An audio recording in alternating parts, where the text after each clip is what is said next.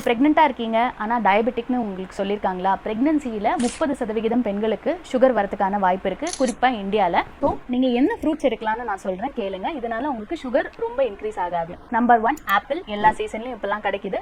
Rich in fibre and water content. ஒரு நாளைக்கு 1 இல்லை 2 எடுத்துக்கலாம். ரெண்டாவது கொய்யா. நம்ம ஊரில் விளையிற கொய்யாவே போதும். இது ஒரு நாளைக்கு 1 இல்லை 2 எடுத்துக்கலாம். Sugar content and glycaemic index ரொம்பவே கம்மி. மூணாவது ஆரஞ்சஸ். ஒரு நாளைக்கு 1 2 எடுத்துக்கலாம். ஆன்டி ஆக்சிடென்ட்ஸ் ரொம்ப அதிகமாக இருக்கு அண்ட் நீர்ச்சத்தும் ரொம்ப அதிகம். நாலாவது சாத்துக்குடி. இதுல நீங்க ஜூஸாவும் பிழிஞ்சி சக்கரை போடாம எடுத்துக்கலாம், இல்லாட்டி பழமா சாப்பிட்டீங்கன்னா ஃபைபரும் அதிகம். அஞ்சாவது பேரிக்கா. சீசன்ல கிடைக்கும் போது கண்டிப்பா வாங்கி சாப்பிடுங்க. விட்டமின் கே மிகவும் நிறைந்தது, சுகரும் ரொம்ப இன்க்ரீஸ் ஆகாது. ஆறாவது வாட்டர்மெலன். வாட்டர்மெலன்ல கொஞ்சம் சுகர் ஸ்பைக் ஆகிறதுக்கு வாய்ப்பு இருக்கு, அதனால ஒரு அரை கப்பு வாட்டர்மெலன் எடுத்துக்கலாம், நீர்ச்சத்து நிறைந்தது. ஏழாவது கிருணி பழம். சம்மர்ல அதிகமா கிடைக்கும், ரொம்ப சுகரியா இருக்காது, கிளைசிமிக் இண்டெக்ஸ் கம்மி தான், அதனால அதையும் ஒரு நாளைக்கு 1 கப் அளவுக்கு நீங்க எடுத்துக்கலாம். உங்களுக்கு வேற ஏதாவது ஃப்ரூட்ஸ் பத்தி சந்தேகம் இருந்ததுன்னா கமெண்ட்ஸ்ல கேளுங்க.